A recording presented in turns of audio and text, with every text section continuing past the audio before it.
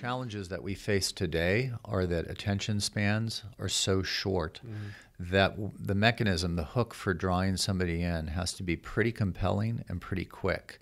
And part of what's happening now is storytelling has to become compressed. Hey everyone, this is David Paull, and on this episode we're talking with Rick Petry. Think of Rick as a direct response copywriter with benefits.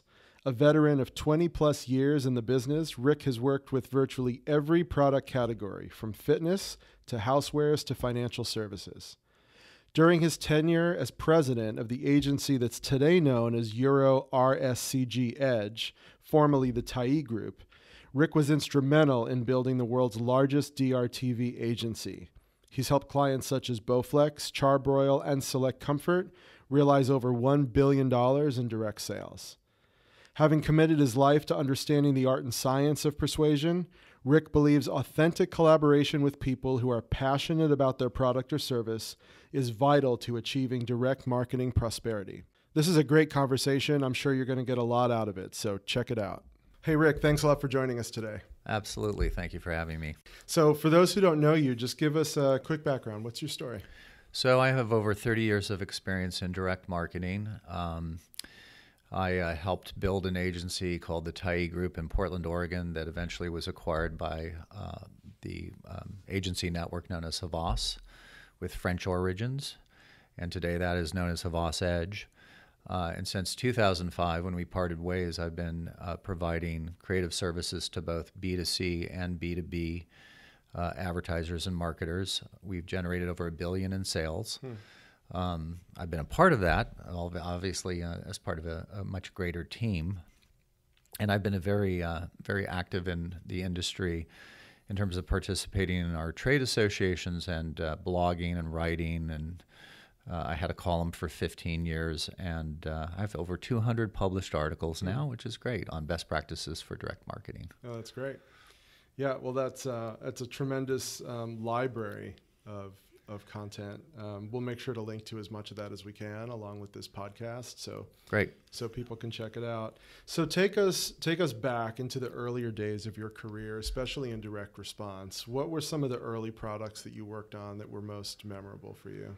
Oh gosh, well, here in Portland, there were two companies, Solaflex and Bowflex, that started out as mom and pop operations, and back in their heyday would generate over $100 million in sales.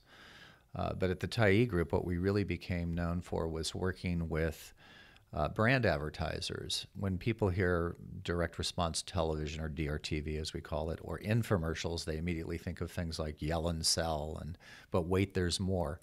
But we were actually working with mainline brands, blue chip brands like Philips Consumer Electronics, Hewlett Packard.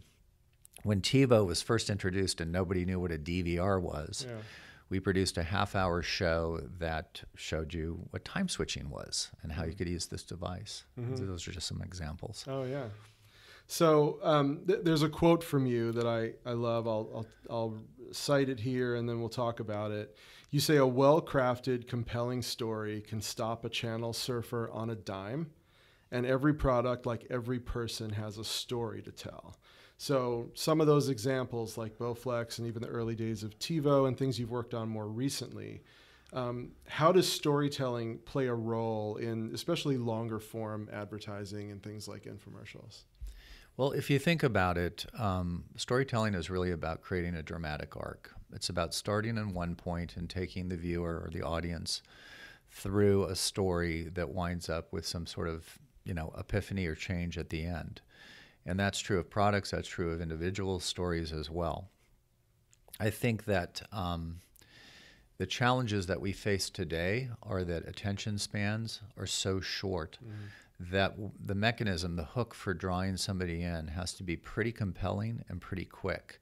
And part of what's happening now is that storytelling has to become compressed. So what I would suggest to you is that some of the longer formats, in my view, are really about casting a net and trying to get somebody who's curious about something to learn more about the product or the story, if you will. Nielsen and other third-party research suggests that 8 or 9 out of 10 people now watch TV with a second screen, most notably a smartphone, right? Mm-hmm. So when they see something today that's compelling or that catches their interest, whether that's a story or not, they're immediately whipping out their tablet or their smartphone mm-hmm. and learning more. So what happens is the storytelling journey goes from the storyteller to one where the audience now wants to participate. We've really gone from a interruptive model, mm-hmm. and the TV ads are still interruptive in nature, but it's really migrating to more of a participative one, where people are actually playing an active role in the storytelling.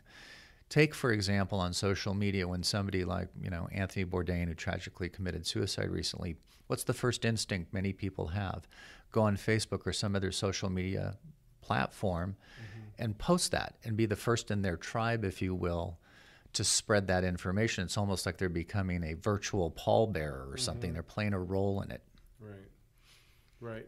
So do you feel like this kind of advertising these days is specifically being crafted with that in mind, knowing that at some point during that advertising or during that content, people are going to break their attention away and split it and start becoming part of that story?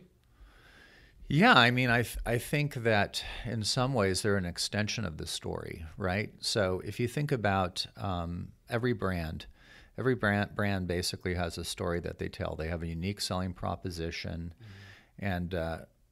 and an image that they share with the world. And then each of us, in turn, I believe, is a brand ourselves. And what I mean by that is we have personality characteristics and, physical characteristics, and then we have consumer trappings, what kind of car we drive, what kind of purse a woman rocks, what kind of shoes you wear, are you Coke or Pepsi, are you Adidas or Nike, mm-hmm. and so forth. So we become an extension of the brand story. And, in the early days of all of this happening, I would have clients who would say, they didn't like it because they felt like they were losing control. The truth is that marketers really don't have any control anymore. The idea is, how do you collaborate and extend the story and work with people who are part of your brand tribe to advance, your message and your business interests? Mm-hmm. So how do you uncover that? How do you ferret that out? How do you test it? How do you make that happen so that when you put the content out there, it's getting that kind of reaction and that kind of interaction that you're looking for? Well, first of all, and this is where what you guys, do comes in. People are seeking relevancy, right? We are all inundated by information, and we have unlimited access to information. So we're on a treasure hunt for things that are meaningful to us, whether that's going to be an emotional hook or nowadays something people can get outraged about. Mm-hmm. And so for marketers, it really is about creating, before you go to market, creating a ecosystem of content online. The old way of thinking was, well, we'll put this product out, and if it succeeds, then we'll go build the ecosystem. The problem is that by the time you've figured out whether you can succeed or not, mm-hmm. it's too late because your competition comes in and steals your lunch, right? Yeah. And I'll give you a great example of a case study on this. There's a product called Instant Pot. And Instant Pot has become this sort of crazy phenom. And essentially what it is a pressure cooker. Okay. And there are memes about Instant Pot and, all of these people that are brand evangelists for the product. Yeah. They do no TV advertising. But what they did is they established the beachhead on Amazon, and they did it with really rich content. And they built a tribe. So just to give you an idea, research suggests now that when a consumer sees something that they're curious about, 54% of them domestically are now going to Amazon to begin their consumer research journey. That's more than Google. Wow. There's a competitor to Instant Pot called the Power Pressure Cooker that uses an infomercial to entice people, educate them about the benefits and features of the product. Okay. They then drive all of the traffic to Amazon, and Instant Pot is getting the majority of the sales. Now, the marketer of the Power Pressure Cooker is taking measures to rectify that situation, but it's crazy. And if you look, for example, I believe there's one group, social media group, sharing recipes for Instant Pot. That's 1.2 million people. Wow. It's nuts. If you just Google or search Instant Pot, you'll see all kinds of nutty stuff. Somebody made wine in their Instant Pot. That went viral. So, sort of stage one is creating this ecosystem, as I say. Why? Because what happens is when people see something that they're curious about, they immediately seek social proof. They're looking for validation on the claims. Is what this advertiser is saying true? What's the average star rating? What are other people saying? Yeah. They're really looking for permission to buy, right? Yeah. And then from there, what happens is if you actually deliver on your promises and your claims, people start doing all kinds of crazy things, right? They start doing reviews. They do written reviews. They vlog. They blog. They create internet memes. They start sharing stuff with their friends. Yeah. I saw one post where it was a housewares product, and somebody was bragging about their Christmas dinner and basically promoting the product, right, like you would hope. Yeah. And as I said, what you want to do is basically give these people a reason to continue to tell the story in a positive way. So that means you need to engage with them. Like another thing that I would see marketers do is, ignore bad reviews. Right? The best practice now is you want to engage with people, because a lot of times their complaints either revolve around a shipping issue, or maybe they got a lemon, or what have you. If you go on TripAdvisor, the travel industry actually does a really good job of responding to bad reviews. The management will come in and say, we're really sorry that you had a bad experience. We'll make it up to you next time, whatever. Just by showing that you care and treating your consumer with respect can go a tremendously long way in overcoming those kinds of objections. Yeah.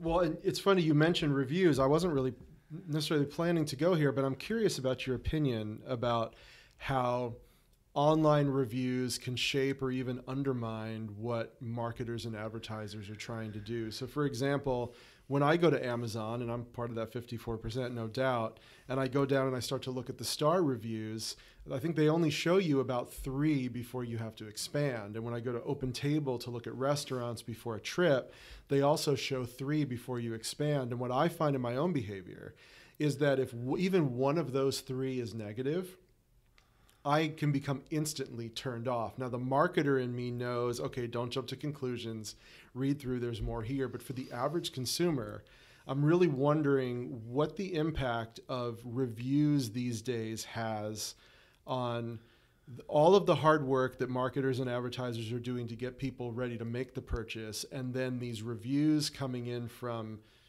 everyday consumers. How can that undermine, and what impact is that having? Well, first of all, we all know about fake reviews, and we all know about the person who publishes a book and gets their friends and family to write all these glowing reviews, mm-hmm. right? Yeah. So I think the first thing that we all look for as consumers is there a critical mass number of reviews? And what is that number in our minds that's required? If you see something that has 480 reviews and it has an average of 4.5 stars, for example, versus one that has 3 reviews and 5 stars, right? You might think, okay, this 480 reviews, there's no way that can't be somewhat organic to the marketplace. Right. So that's the first thing. Mm-hmm. The second thing I think is it depends upon how effectively the marketer has convinced you or piqued your curiosity or whetted your appetite to indicate how far down the sales funnel are you already, if you think about a traditional sales funnel. Mm-hmm. Let me ask you this as a consumer. Mm-hmm. Have you ever done this? You see something, you want to get it.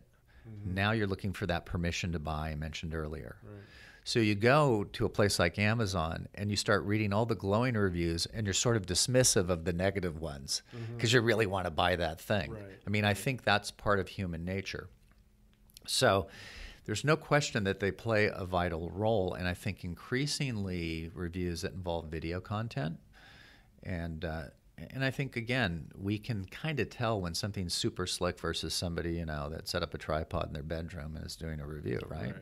And believe it or not, it's the latter that I think has more credibility to the average consumer. Yeah, right, because it seems more homegrown and less produced, less it's authentic. Staged. Yeah, authentic, exactly. So you mentioned our work earlier, and what we find in our work quite a bit is that behavioral economics are really at play in the persuasiveness of a message or advertisement. So we see things like loss aversion, where the loss a loss of something will feel worse than an equal amount of gain, or confirmation bias, where people interpret and recall information in a way that confirms their pre-existing belief, or framing, where people react to a particular choice in different ways based on how it's presented, either as a loss or a gain or compared to something else. So in the spirit of effective advertising being a blend of art and science, how do you see these psychological and sociological principles play in the persuasiveness of a campaign and in the crafting of a story? Sure. Well, if you boil down direct marketing, it is really pulling two primary levers with consumers. One is leveraging what we call scarcity mentality, mm-hmm. and the second one is the desire for a bargain. Everybody wants a deal, right? Mm-hmm. So let's talk about scarcity mentality for a moment, and that's aversion loss, right? Yeah. As soon as you tell somebody they can't have something, they want it. Right. It's crazy, right? Yeah. I remember, to illustrate this point, one time I was at Macy's the day after Christmas, and everything was half off, and there were these decorations, and nobody was paying any attention to them.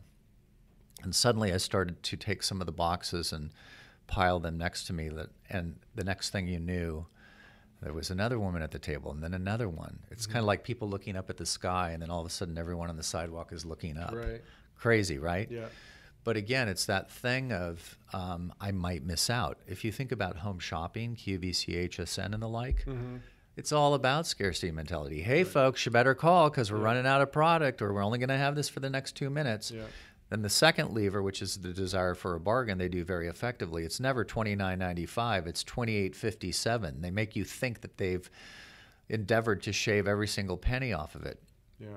Another great example is, you go to Costco to buy cheap Chardonnay or a 6-month supply of toilet paper, mm-hmm. and what do you know? There's something on the end cap you had absolutely no intention of buying when you walked in the store. Yeah. But you think to yourself, if I don't get that today, it might not be here tomorrow. And by the way, they have a very liberal return policy if I get buyer's remorse.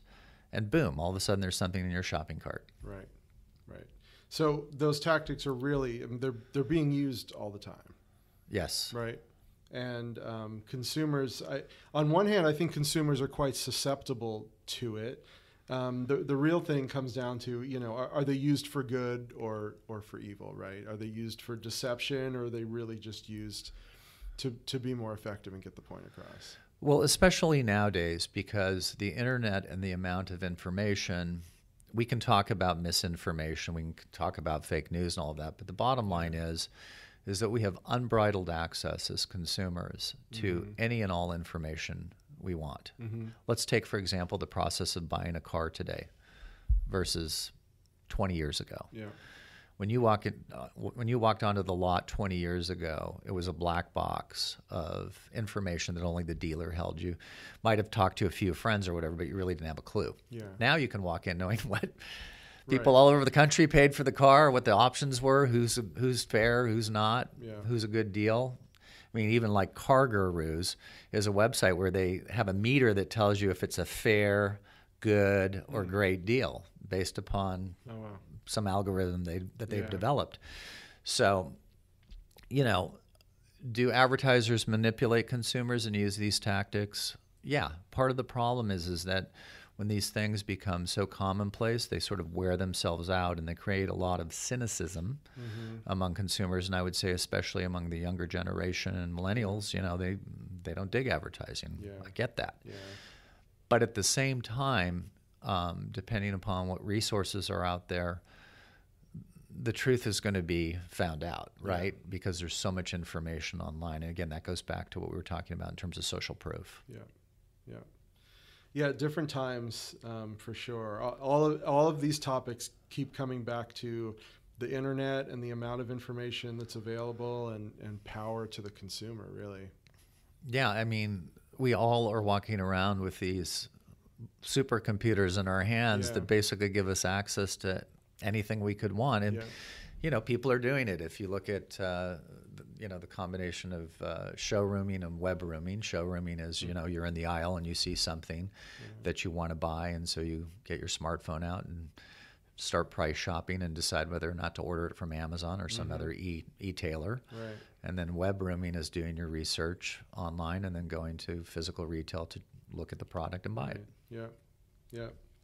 So going back again into your past a little bit, is there a particular product or a particular campaign that you worked on that really surprised you one way or the other, where it did particularly better than you ever expected, or you really thought it was going to be a home run and then you were really surprised that it went in a different direction? We did one show at Tyee that I thought was particularly innovative, and believe it or not, it was for Clorox bleach. Okay. We did an entire half hour on bleach. Yeah. Here was Clorox's problem. Everybody's got that bottle of bleach in their cupboard, but they're reluctant to use it, right? They think they might, harm their clothing, or it's toxic or whatever. Right. It actually begins as salt water and ends as salt water. So we did a show where he said, here's the top 10 contaminated places in your home, and guess what? Number 1 is not your toilet. Yeah.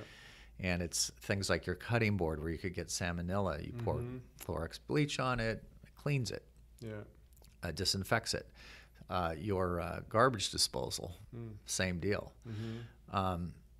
The problem that I find with a lot of corporate advertisers is they'll sort of dip their toe into direct response. Maybe they're not fully committed, or maybe they're a little, allergic to it because they think of it as sort of the lowest common denominator. But the fact of the matter is it has some great benefits. You have the luxury of time to tell that story and educate a consumer and create differentiation for a brand or product, and the media is cheaper. Right. So you're also working on a book right now, is that right? Yes. Tell us about that. I actually just completed an ebook with a colleague named Andrew Latimer, who's the CEO of an agency down in Clearwater called Blue Water Media. And it's kind of a DRTV and radio 101 primer, if you will. But what we're working on right now is this notion of tribal marketing, and I kind of alluded to it earlier, but essentially what it is that a marketer beats their drum. They advertise, they get on social media, they create the content I was talking about, the ecosystem. People see what they like, they share it with their friends, and you start to basically amass a tribe. And so tribal marketing is essentially the discipline of gathering a tribe, nurturing it, engaging with it. They become an extension of your brand, and then sustaining it so that there's lasting brand affinity and great lifetime value. And again, there's nothing cynical about this. The fact of the matter is that people love to acquire things, find new things that excite them. One of the ways that we've been giving a presentation, we were just recently at the ERA European Conference in Sevilla, Spain. And the way we begin our presentation is, several years ago, you may have seen this video that went viral where 1,000 musicians gathered together in a field in Italy to try and lure the Foo Fighters to play a concert there.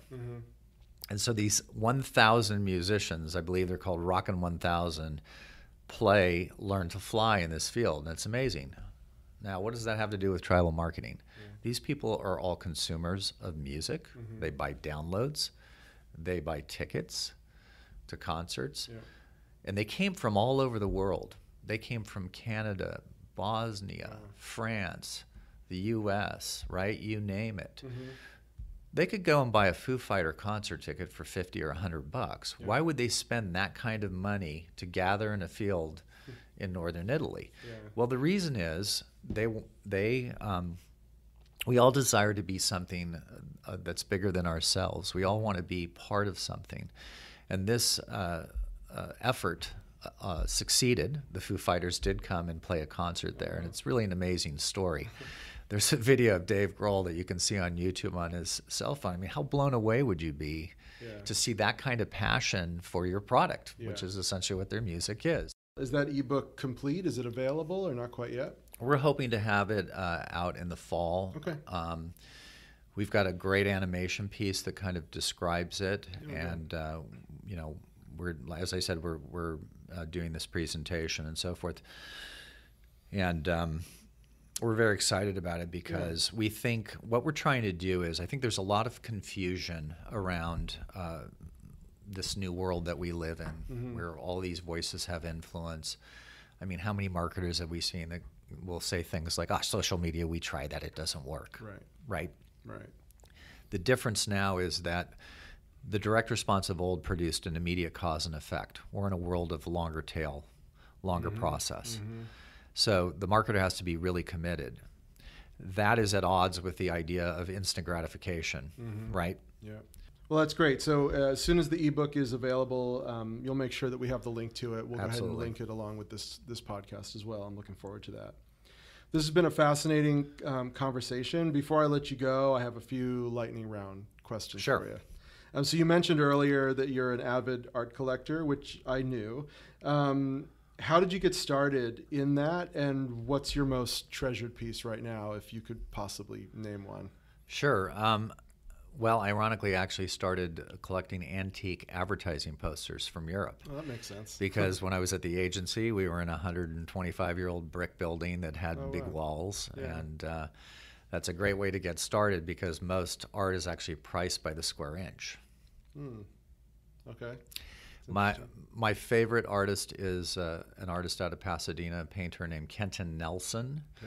And I think I'm attracted to him because he paints what I call narrative realism. I think he calls it narrative idealism. But it's cinematic. I was a film major. I went to University of Southern California as a film major. And so images that invoke a story where it's left up to the viewer to decide what that story is are very compelling to me. Oh, that's cool. So is there a particular piece of his that speaks to you? Yeah, I have one called Work and Play, and it's a woman holding an apple. And when I bought it, the guy that sold it to me said, "You know who that is, don't you? It's Eve." And obviously it's open to interpretation. Did you see it that way? No, it actually reminded me of Southern California growing up as a kid in the 60s, when there were still groves of oranges and other things like that. And all of that's pretty much paved over now. Yeah. Well, it's fascinating. One person sees it as Eve and another person reminds them of their childhood. Yeah. That's the beauty of art like that, right? Absolutely. That's what makes it fun. All right, so finally, you mentioned being in Spain a little bit earlier, and it seems like you have an affinity for Spanish and Mediterranean food, from what I've seen and heard. So what's the most memorable meal of that style that sticks out in your mind? If you could relive that tonight for dinner, you would. Oh, gosh. Well, good tapas can't be beat. And one thing I will say is the last couple times to Madrid, I've done a tour with Devour Tours, and they kind of take you around off the beaten track, and those are some of my favorite travel memories because you get an insider to take you, and you get to try the Serrano ham here, and there's actually a place, like here's the story, right? So you walk into this place, and their tapas is a mushroom with garlic that you pick up with 2 toothpicks, and it's got a little piece of sausage in the mushroom. And you look around and you see it's filled with Japanese people. Why? Because one Japanese tastemaker and influencer went on TV, I think, and said that if you eat these mushrooms, you will have good luck the rest of your life. Oh my goodness. And I've been there twice over the course of the last few years, and it's always filled with Japanese tourists. Isn't that amazing? Yeah. That's the power of a story. Right there. Well, I'm going to leave it on that note because that's a great way to wrap this up. So, Rick, I appreciate you spending some time with us today. Your background and your career is fascinating. As I mentioned earlier, you have a ton of content out there. We're going to try to link to a really good cross-section of that, and then we'll let people navigate the web and find as much as they want. But looking forward to the ebook, and really appreciate you sharing your background and your thoughts with us. Thank you. It's been my pleasure.